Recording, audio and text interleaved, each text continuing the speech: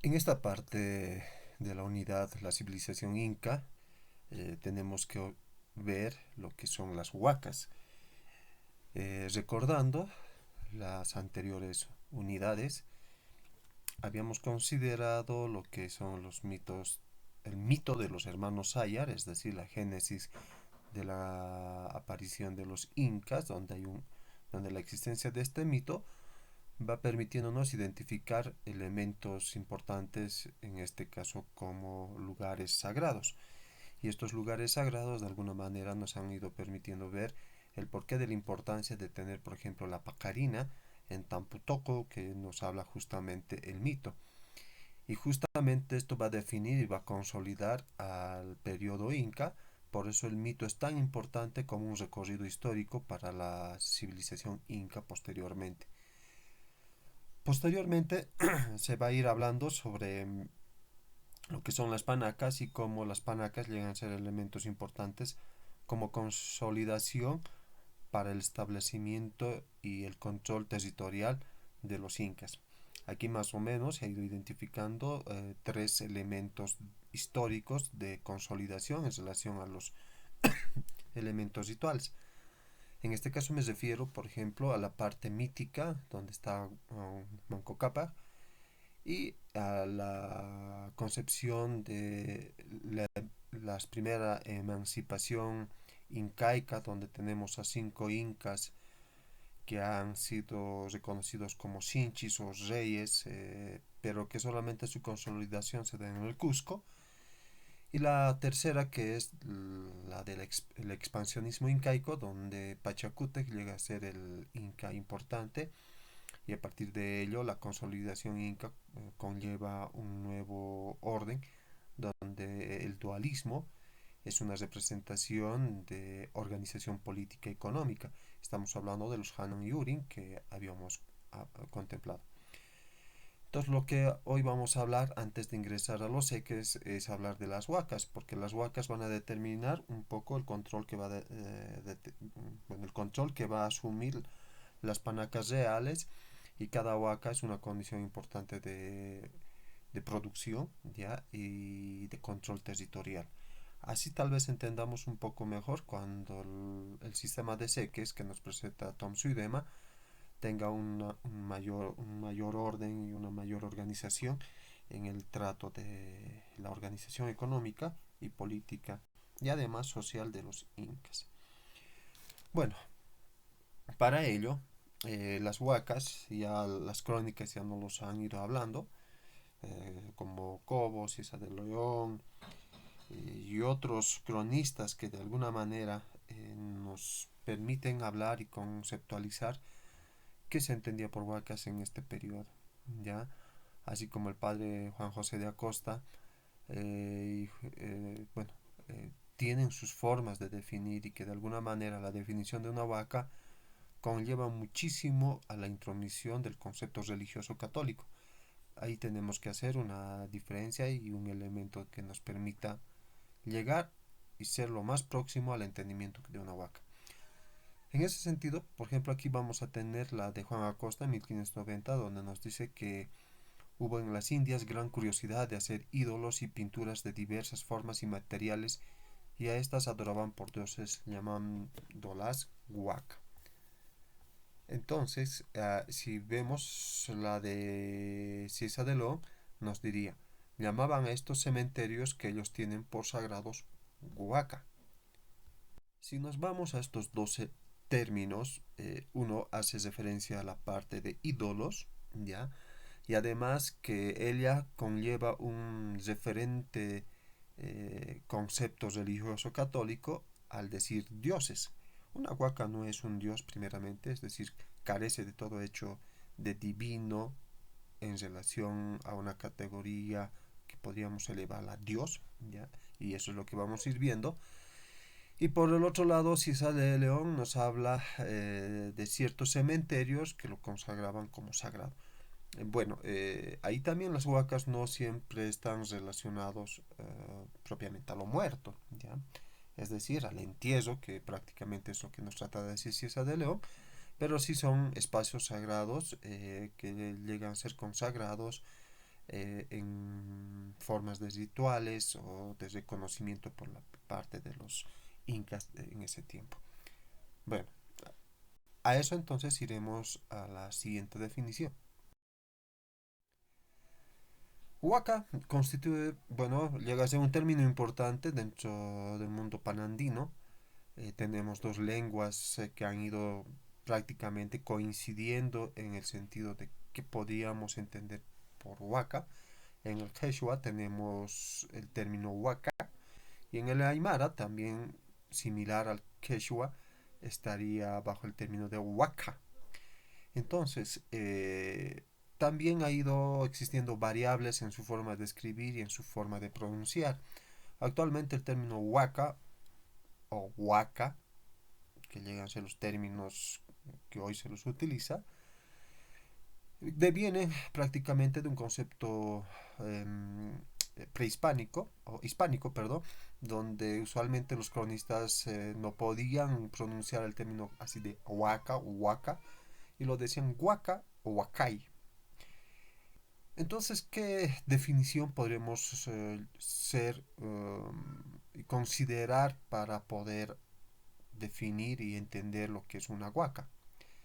Se nos dice que es todo aquello que representa a la divinidad o se relaciona con ella.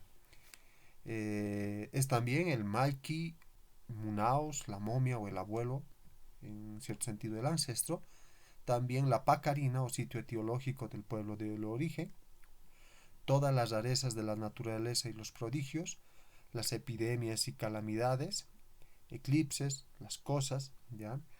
También nos dice que es el lugar donde cae un rayo o illapa, ¿ya? El rayo o illapa, así conocido en el mundo andino. Niños hermosos sin lunares ni marcas, los japacochas. La belleza de la naturaleza, lugares de acceso riesgoso, oráculos o el ídolo que habla, agüeros, ofrendas y amuletos como hillas o conopas.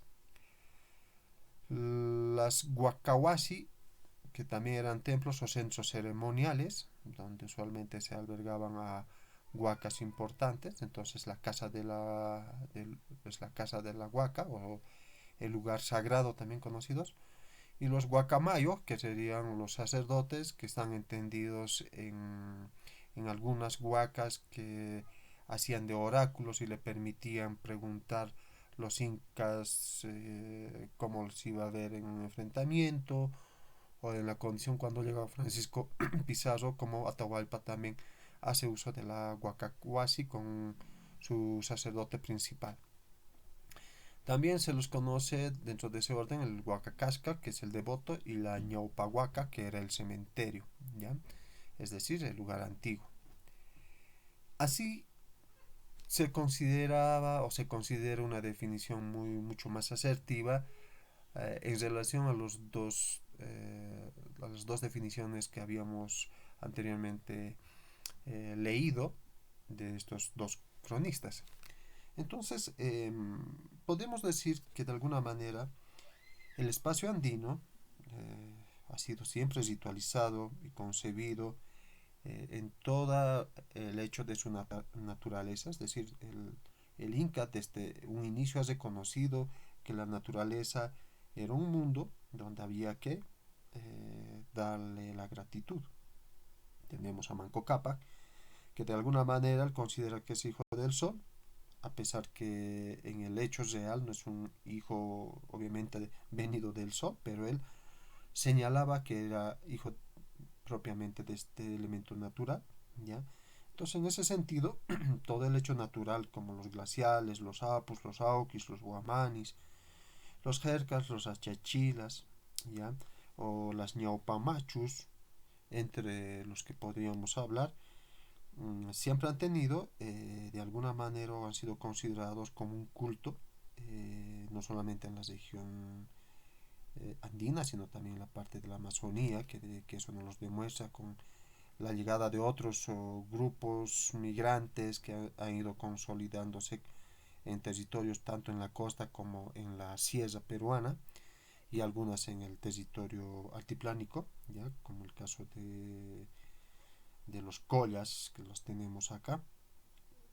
Y de alguna manera siempre lo han tratado de relacionar a su actividad diaria, en este caso con el pastoreo de los camélidos, en el caso de en las punas altas, y también de alguna manera han sido elementos consagrados, establecidos como huaca, al aire, a la tierra, al agua y al fuego, y esto nos lo demuestra prácticamente la cultura nazca. Es decir, estamos hablando de un concepto de huaca ya retrotraída de mucho antes de la existencia del Tiwanaku como tal, es decir, estamos hablando de los primeros grupos formativos como la cultura chavi, que ya tenía Lanzón como una huaca específica, era un centro, un adoratorio que era un centro que iniciaba a la gente para ser un sacerdote, un sinchi, es decir, alguien que lleve el liderazgo del grupo. ¿Ya?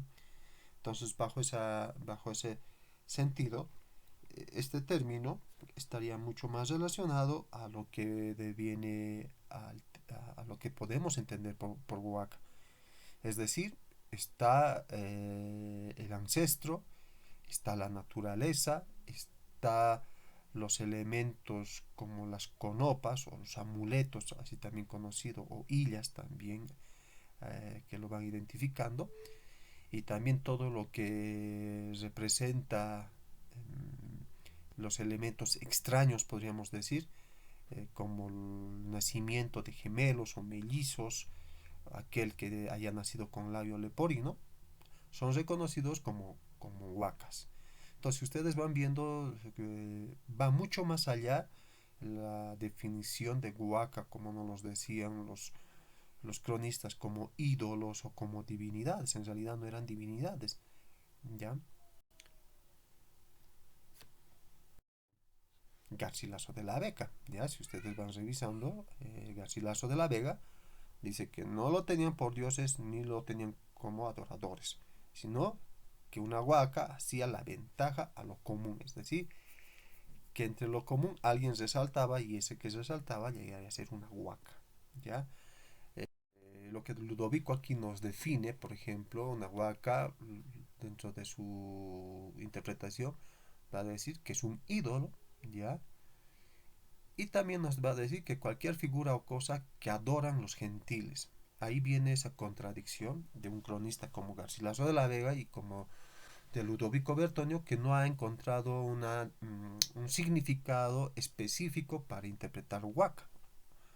Y por ese sentido, entonces, consideramos eh, que Garcilaso de la Vega, de alguna manera, estaba mucho más acertado porque ya había entendido el concepto como tal, que era una huaca, y que estaba lejos de un hecho divino o un concepto netamente de ritualizarlo o consagrarlo.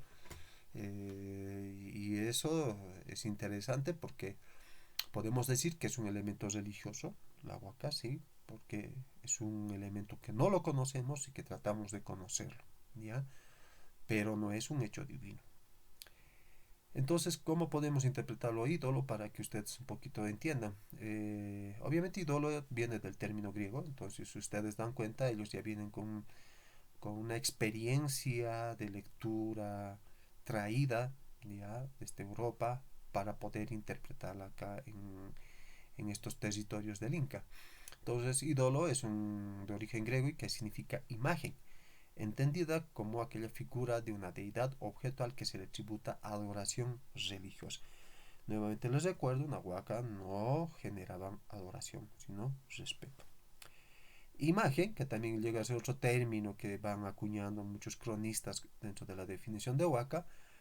Bueno, el término imagen viene también del latín imago, ya que significa representación o copia. Entonces esta copia estaría relacionada a una estatua o efigie de una deidad, retrato de un antepasado y también fantasma o sombra de un muerto o aparición. Bueno, ídolo es la cosa o figura de una deidad y mago sería la representación de la deidad. En ambos elementos carecería entonces ser una huaca, porque no es una imagen y tampoco es una deidad. De modo que la huaca es una existencia de la naturaleza, pero también puede ser construida por el hombre. ¿Ya? Eso es el elemento más interesante que nos da. Y en ese ámbito estaríamos relacionando dos conceptos, ¿no? Como la naturaleza se une al concepto de cultura. Y en ese sentido, esta relación, podríamos decir, analógica, nos estaría acercando al hecho de lo sobrenatural, como el hecho sobrenatural es parte de nuestra vida social y cultural. Y eso es lo que justamente nos habla el entendido de que es una huaca.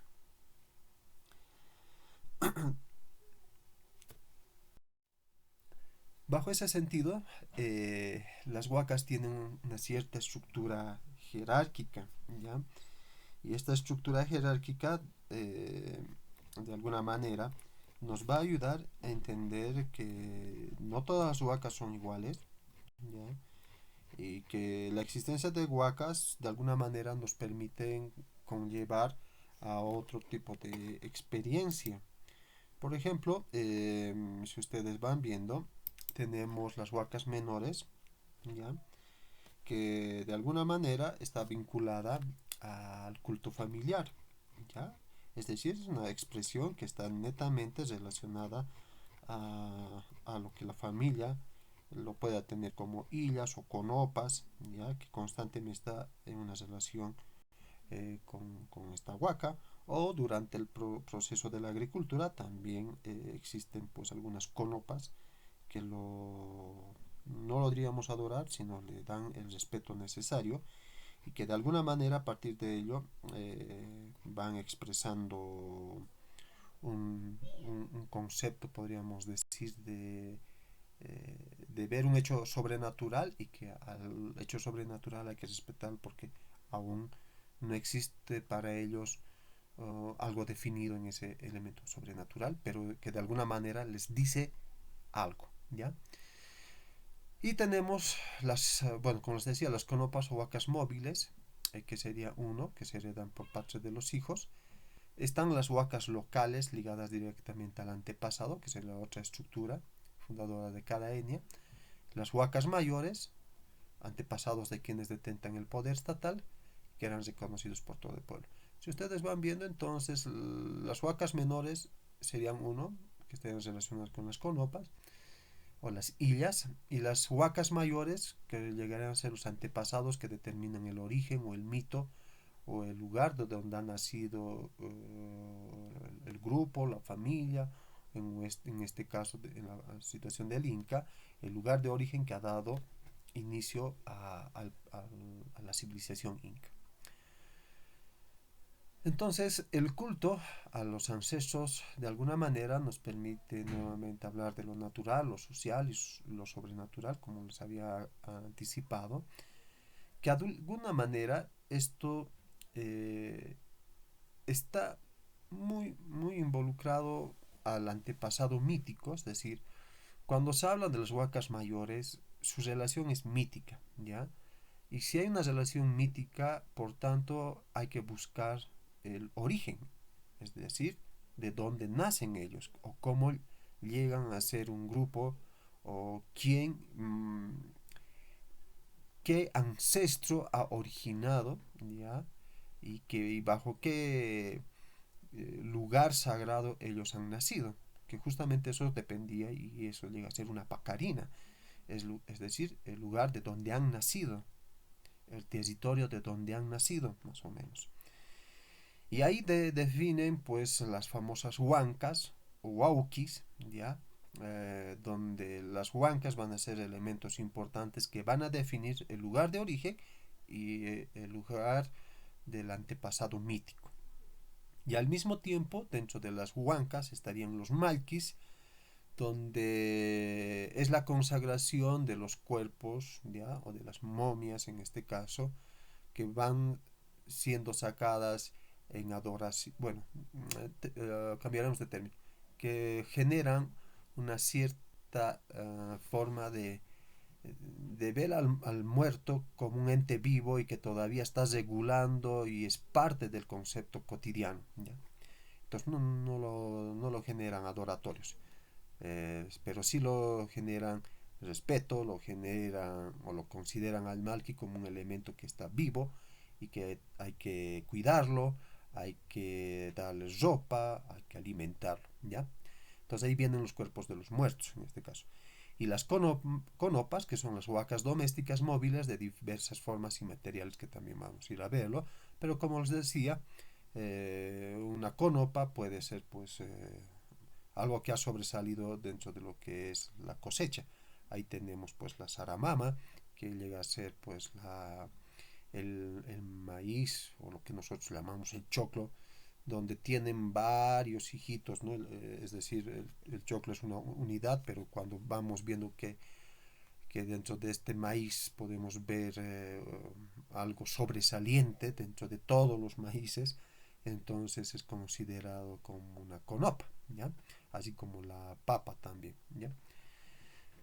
Y en ese sentido, ahí define o deviene el orden de poder entender la estructura jerárquica bajo esos dos elementos, ¿no?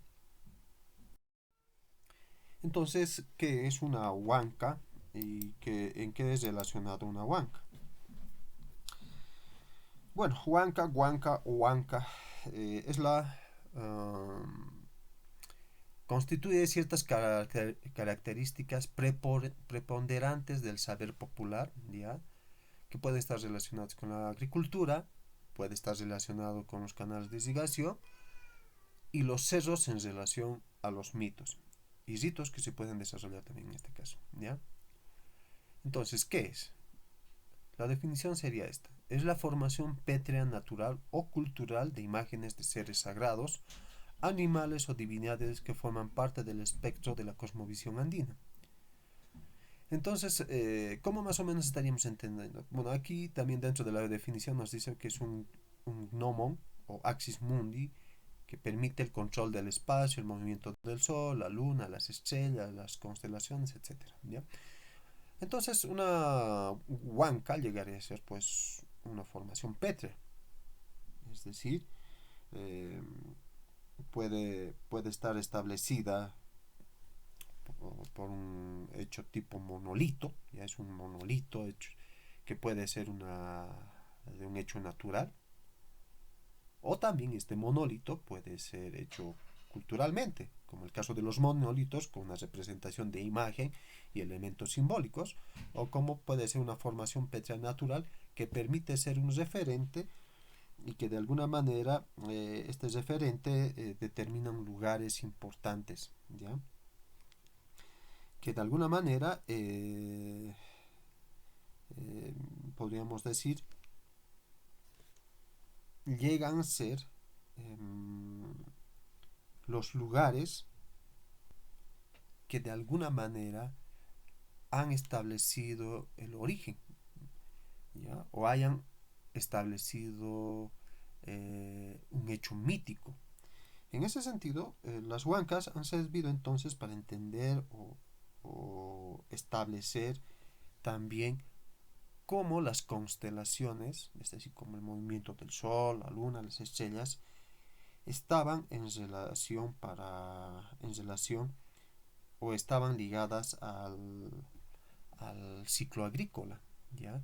Es decir, es como un reloj solar o lunar o, de la, o del espacio cósmico, que de alguna manera esto les permitía establecer los periodos de lluvia, los periodos de la cosecha o el sembradío, ¿ya? Y que de alguna manera también estos han establecido formas de emulación de grandes montañas, ¿ya? Bajo ese sentido, se permitía organizar un calendario los incas en estas huancas y que a partir de ello, pues todo el estudio cosmogónico lo van haciendo una representación del espacio donde ellos habitan. Ahí tenemos las famosas tres pachas, por ejemplo, que están establecidos a través de las huancas, es decir, van dándole ese orden o esa organización a partir de lo que el cosmos le van dictando. Es una representación tanto en el mundo terrenal y en el mundo o en el inframundo, ¿ya? Entonces lo que nos permite entender que esto permite inferir ya que hay un control del espacio ritualizado, ya, es decir, del espacio ritualizado del Hanan Pacha, y de los aspectos festivos que lo desarrollaba ya en fechas establecidas. Uno puede ser con el culto al sol, el culto al agua, y que de alguna manera esto también permitía, eh, eh, le permitían establecer las actividades netamente en el mundo terrenal, ¿ya? Y asimismo en lo que conlleva al mundo del Ucupacha, que es el mundo de los Malquis, y estas huancas de alguna manera son esos monolitos que de alguna manera permiten establecer en un lugar específico, es decir, un lugar, no lo podían hacer en cualquier lugar, ya, sino era un lugar, en el caso que fuera una huanca cultural, ellos lo establecían de acuerdo al espacio geográfico que le determinarían un estudio, le permitirían hacer un estudio. Y las huacas naturales eran lugares netamente establecidos por el hecho natural que les permitía también generar un estudio, ¿ya? Un estudio del cosmos más que todo. Pero también tenemos huancas que generaban elementos simbólicos, ¿ya? Como el caso de Chavino Huántar, donde estaba en Lanzón, en el Templo Viejo, y que de alguna manera era un centro que le permitía no solamente generar el templo de Chavín, sino también cómo estaba ordenado este templo en relación a los cerros, en relación a la parte de la festividad que se les realizaba y cómo los sujetos que llegaban allá les permitían hacer pues los iniciados para ser grandes guerreros o grandes líderes, ¿ya? Entonces ahí podemos ver la huanca, que de alguna manera llegan a ser huacas y que las tenemos también en el territorio. Por ejemplo, hay huancas en el templete semisubterráneo, en el Acapana también, en el Tihuanaco. Los malquis, los malquis de alguna manera, se dice que son los cuerpos de los difuntos, se los reconoce como malquis o munaos, ¿ya? De acuerdo a la literatura, y que de alguna manera el cadáver o el ajuar funerario ya van generando diversos patrones regionales en el mundo andino. ¿Qué quiere decir esto? De alguna manera un malqui no es un ente muerto, ¿ya? Sino es un elemento que hay que revivirlo o revivificarlo, podríamos decirlo, por lo menos eso es lo que hacían los incas, y que de alguna manera esto permitía la relación con el mundo o con el Ucupacha, y su relación estaba directamente identificada con el agua, ¿ya? Y con la llegada de las lluvias. Entonces su relación también era de tipo agrícola.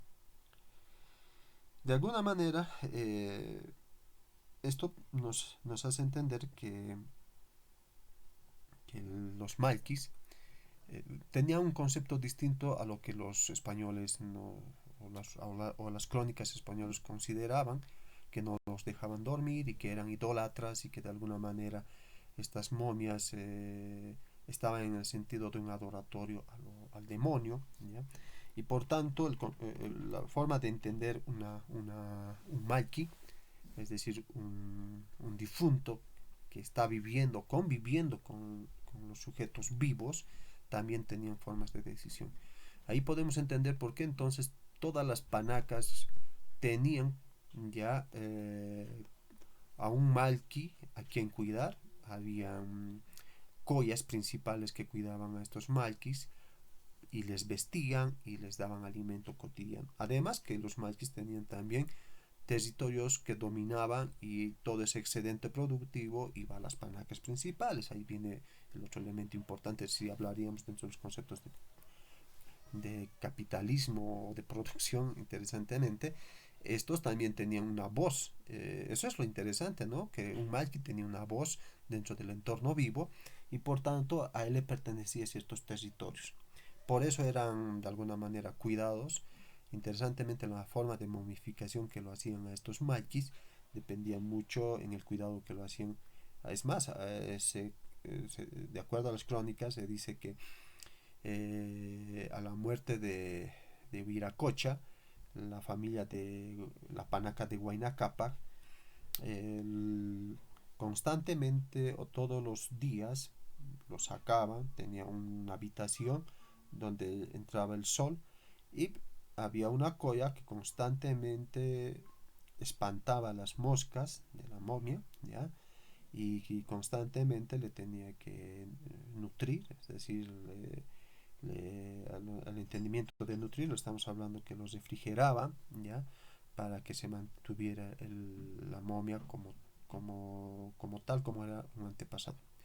Además, un mal que es un antepasado, ya que define al grupo de parentesco, que es el otro elemento importante, porque este antepasado está relacionado a un pacarina, a un origen, y ese origen está relacionado a un mito. Eso es lo que no hay que olvidar, ¿ya? Bueno, aquí les he traído una cita de Du Bois, ¿ya? Un antropólogo que él también retrotrae sobre una crónica lo que dice lo siguiente. Andando los padres en esta visita tuvieron noticia que un pueblo a donde no habían aún entrado habían sacado dos cuerpos y teniéndolos en una casa con baile y borrachera pública de todo el pueblo 2 o 3 días. Y tiene tan buena traza en disponer los cuerpos que no se comen de gusanos, antes se secan y enjuagan, de suerte que se hallan cuerpos de más de 200 y 300 años, entre otros se hallaron de dos caciques antiquísimos vestidos de ropas muy ricas con los ojos de oro y mucha plumería por todo el cuerpo, de que hacen lindos vestidos y unas como medias lunar que ponen en la cabeza a modo de diadema y otras cosas. Estas huacas y cuerpos muertos adoran y consultan a sus necesidades. Esto lo había escrito el jesuita, el padre José de Aziaga, ¿ya? E Ignacio Teruel. Lo que nos demuestra Du Bois, entonces, no solamente los sacaban los muertos, no solamente tenían voz, también les hacían fiesta y, como les decían, el cuidado que los tenían a estos. Podríamos considerar también dentro del culto que se hacía a los malquis, existen ciertos toponimios en el mundo andino, ya, que están relacionados a los malquis. Por ejemplo, el término Aya, que significa casa de los muertos o cielo andino. Aya, ya, también está relacionado al muerto. Por ejemplo, en el Perú tenemos el término Ayacucho, que este término de Ayacucho estaría significado como el rincón del muerto. ¿Ya? Aipate o Ayapata, que llegaría a ser el lugar de los muertos. ¿Ya? También están los Ayabaca, Ayahuaca, ¿ya? Un muerto sagrado, así se lo entendería. Otro término, Ticlacayan, que estaría relacionado con un muerto que no seca bien por el frío. ¿Ya? El Ayaorco, ¿ya? Cerro de los Muertos. El Carhuacayán, ¿ya? Casa rajada de los muertos. El Puncayán, ¿ya? Casa de muertos en la punta del cerro. ¿Ya? Y así sucesivamente, si ustedes van viendo, vamos a tener otros toponimios que de alguna manera nos ayudan a entender que estas huacas tenían lugares o espacios específicos bajo esos topónimos que lo consideraban dentro del sistema de seques, es decir, como lugar sagrado, y que además como lugar de sagrado tenían sus fiestas, tenían alimentos que dar, tenían producción, etcétera. ¿Ya? Entonces ahí deviene pues la importancia de las de los malquis.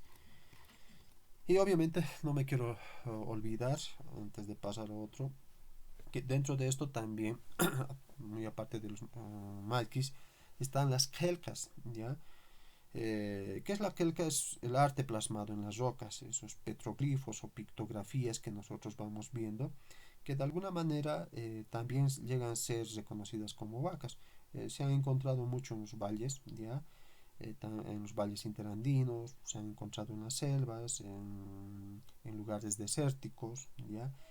Y que de alguna manera estas kelkas o escrituras nos ayudan a entender el espacio cósmico, ¿ya? Cómo estaba armado el Hanan Pacha, el Caipacha o el Cupacha, ¿ya? y que de alguna manera también las siluetas del cóndor, ya sean gruesas o delgadas, o líneas, eh, o el felino, o las patas o el rabo, de alguna manera determinan una escritura y esa escritura es muy importante, ¿ya?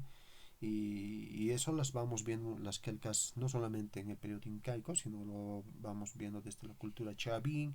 Nazca, por ejemplo, es una escritura netamente interesante ver en sus bioglifos, es decir, los glifos dibujados en el desierto con semejantes imágenes que solamente se lo pueden ver en el cielo, llegan a ser quelcas y que de alguna manera estas quelcas son importantes que definen o dicen algo.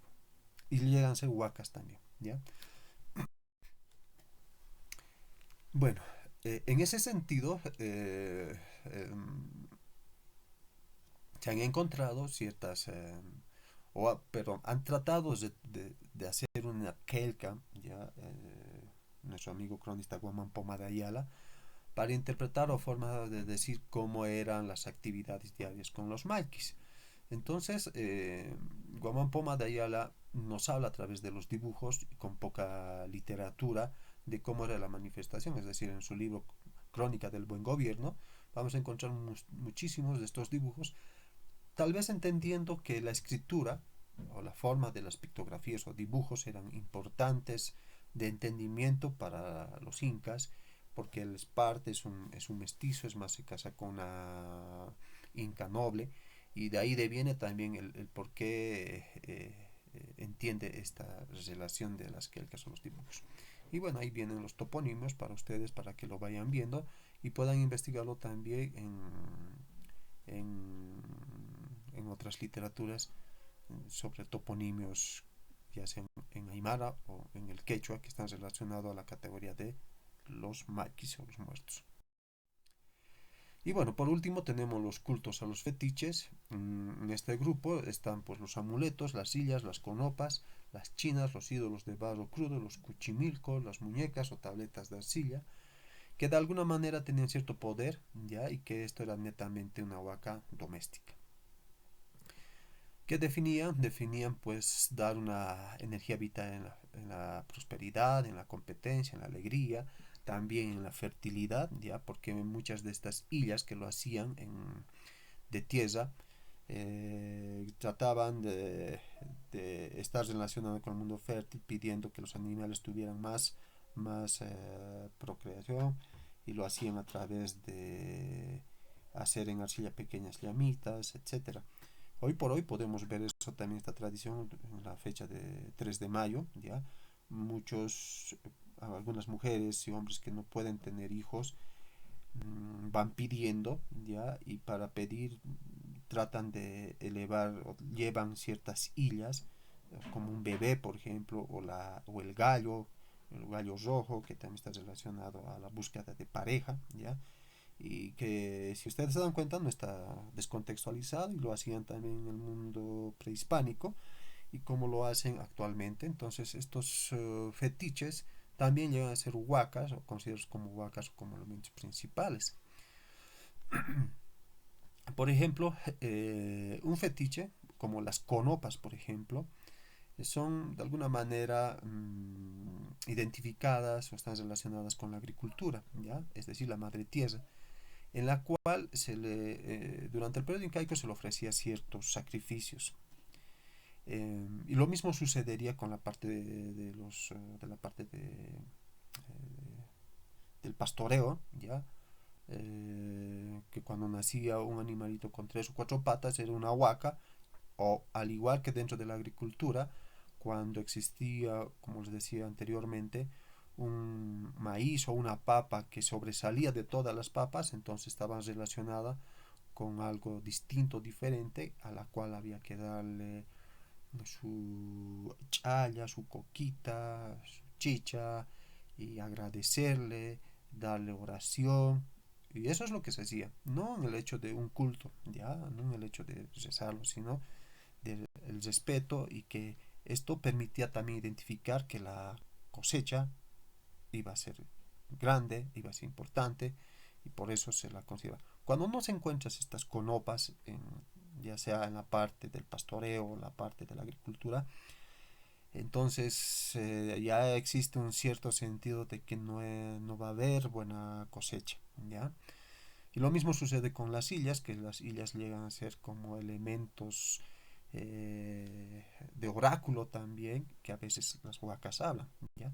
Por ejemplo, tenemos dentro de los oráculos el famoso Taquionco o la enfermedad del canto en 1551, liderizada por Juan Chogne como una forma de liberarse del yugo español cuando ya estaba la colonia acá.